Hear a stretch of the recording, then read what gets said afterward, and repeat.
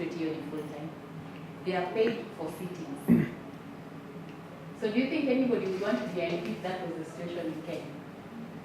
Our MPs are greedy, right?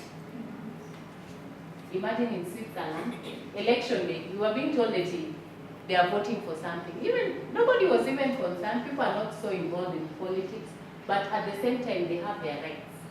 Like I told you, the nuclear, they are against it, right? They go through, people call for public meetings and what, people attend, people give out their views, and the government respects their views. So, how do you imagine life is in Switzerland, and how do you see it connected with the issue of climate change? Are they also contributing to climate change? Yes, right? I don't know, maybe I'll get complicated a bit.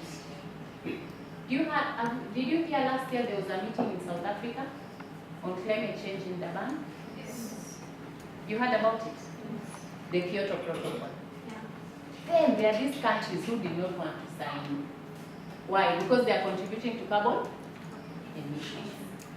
So, do you think Switzerland is doing the same, contributing to carbon emissions? So answer that question. How do you imagine life in Switzerland, and how do you see it connected with the issue of climate change?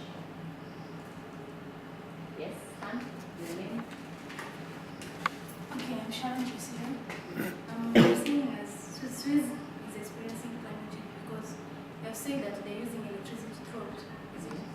And now, this for electricity to come, since there is hydroelectric power produced, of which during the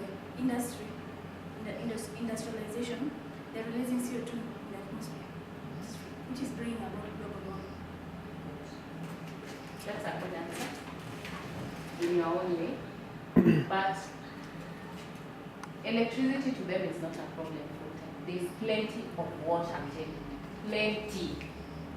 And a student, you're asking a student, are you people experiencing the impact of climate change? Then a student tells us we are so rich, you know. Do you think that's true? Imagine it's not true. Those people are so rich. Because they're telling us, you know what, the corrupt Africans in your country are bringing money to our banks. Then they'll mention, you see that bank? It's called them, whatever the bank. That's where they put the money.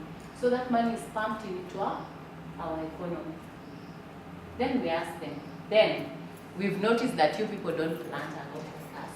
Then they tell us we import. Right? So they get food from other countries. What if we decide we're not giving them that food? You know, you can have money. Do you remember during post-election violence in 2007? So unapata kwa nyumba mko na pesa, lakini hiyo pesa hizi kusaidia. True or false? True.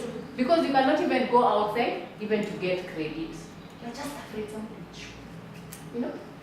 Then some other student was asking us, you people are surrounded by Somalia, you people are surrounded by Sudan, and these countries are having war. How comes you, Kenya, you're just okay? Then you are telling them, okay? We were facing the Al-Shabaab the other day. Serious? Yes. Do you know they're also almost shaking our economy? You don't know that? The government hides. I'm telling you, people are in fear. Simply, you heard of the bombs in some parts of the city? Yes. So they are saying it's Al-Shabaab. The issue is still there up to now, right? So if these countries continue to have war, they'll also affect our economy. But now, the Kenya government has taken initiative by putting security on the borders. So, how is life in Kenya connected with climate change from our talk? How is life in Kenya? For example, let me simplify that question.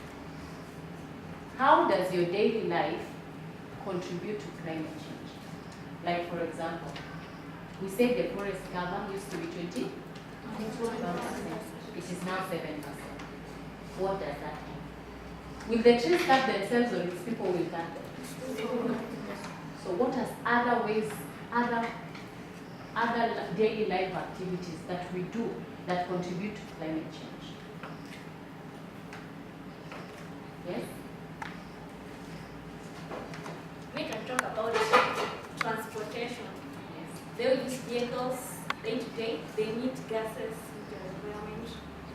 Then they cause like CO2, much of CO2 in the atmosphere, which leads to global warming. Very correct. That is very correct. Another one? Yes, stand, say your name.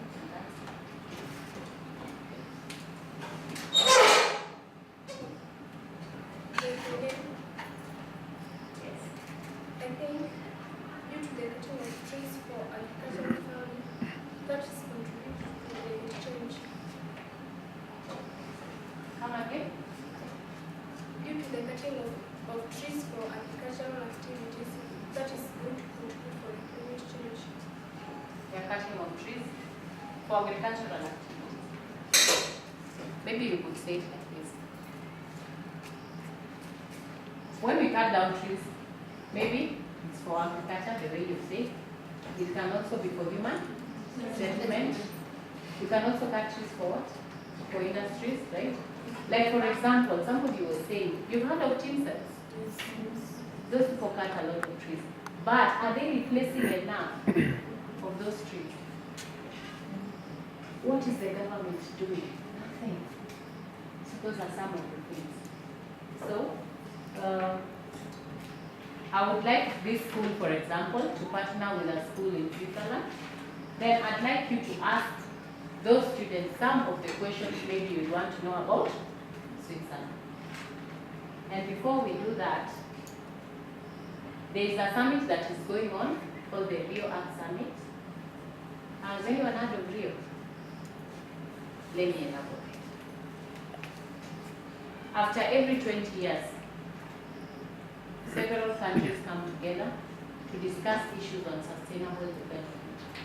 Sustainable development is where, for example, before you do a project, we come and see what are some of the impacts that this project is going to have on the environment. We assess it, and then we ensure that the impacts are less on the environment. That is called sustainable development. For example, let me give you a crazy example. For example, you want to put a sewerage system. Seriously? You know what a sewerage is? Sewage system. Near Lake Nakuru. Is that good? What will be the impact? We'll have water. We'll also have air. So, for you to put such a project, you'll have to put it maybe away from the lake. So that is one way of looking at sustainable development. Do a project, but let it have as less negative impact on the environment as possible. That is sustainable development. So this summit, they want students maybe to tell those people in the panel. By then the panel is represented by almost everyone in the world. So if Wangari Maathai was alive, maybe she'd be going to Rio. I don't know who is going to Rio as the representative of Kenya. So several people go to Rio, several countries, Canada, US, Kenya, Uganda, Tanzania. Then these environmentalists, they sit down and say, what are some of the ways we are going to have projects that are aimed towards sustainable development? So these people are saying, let the students, about 10 of them around you, to give such a short answer. And is it possible for me to get a picture of you? So, what question would you ask in the summit, or what are some of the issues would you want the summit to address? For example, policies. Ndio? Kabla tukuje na policy, si mpaka wakuwa wameangalia sustainable development. What are the impacts? So what are some of the things would you want maybe the government to do in Kenya and the world at large? So for example, if you can start with a sentence like, if I was in Rio, I would tell the leaders to blah blah blah. If I was at Rio conference, I will present the following idea, blah blah blah. Maybe you have a project in your mind, right? Why not? Maybe I would encourage the government to tell people to plant more trees while they cut down. Maybe cut 1 tree and plant 3 to tackle climate change. This is what I would say to the leaders if I was in Rio. So I've given you an example. From your mind as a young student, maybe you are thinking, why are we focused on young students taking this? Because you are the future of this country. People who are 40, are they the future? You are telling people that our life expectancy